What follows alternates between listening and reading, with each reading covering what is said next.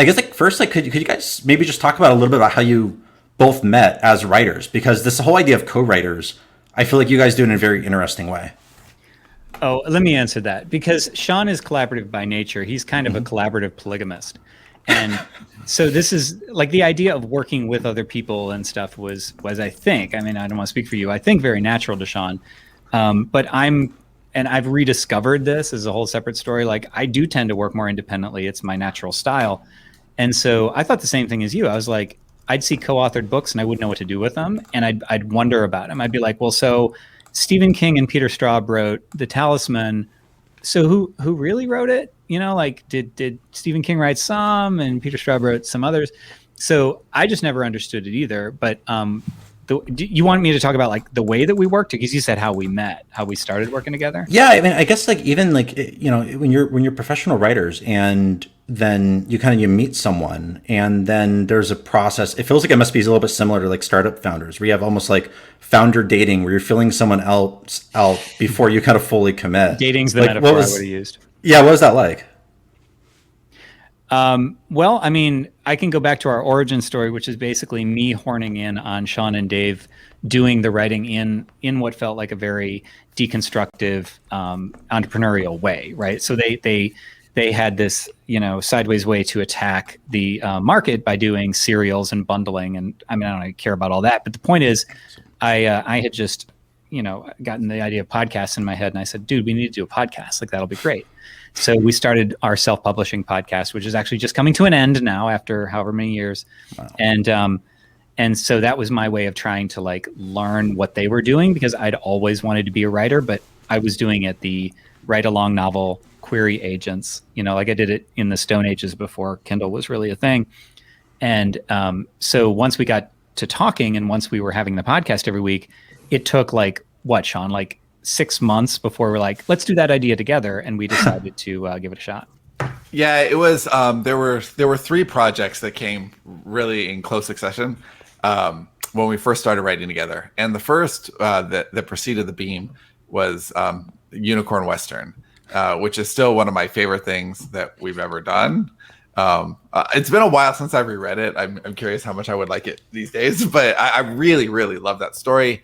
And it was so different, and it was born live on the show, which another one of Johnny's biggest hits, Fat Vampire, was also born on the show, where we were making fun of Dave and saying how the problem with being a vampire is that you're stuck eternally how you are, and Dave's 350 pounds, so that wouldn't be cool. Like if he could never lose the weight.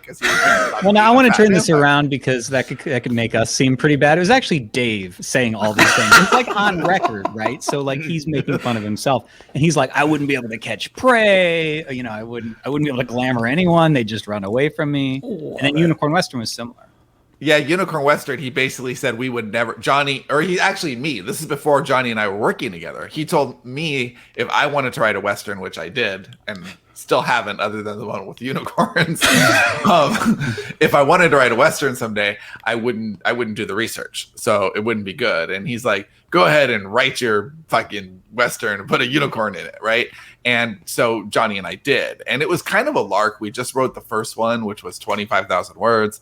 But it was really fun, and we wrote another 8 of them. It's like a sneeze too. So it's just like we write really fast. So the idea of 25,000 was like zero commitment. It was like, let's just give it a shot. It'll be fun. What did that feel like when the first like sales came in, people started buying it? Because if it's like it feels almost like a lark or like a joke project, and all of a sudden like sales start coming in. What was that like? I wish that was how it happened, but it's not like a whole bunch of money came in and we were like, this is the right choice. It was more like there were some crickets, a few people liked it, and we were like, let's do it anyway. Well, it was we had back then, it was before there was such a huge glut in self-publishing. There were way fewer people doing it, so the algorithms weren't corrupted. So the same people who listened to our podcast could buy our books, and it didn't hurt us.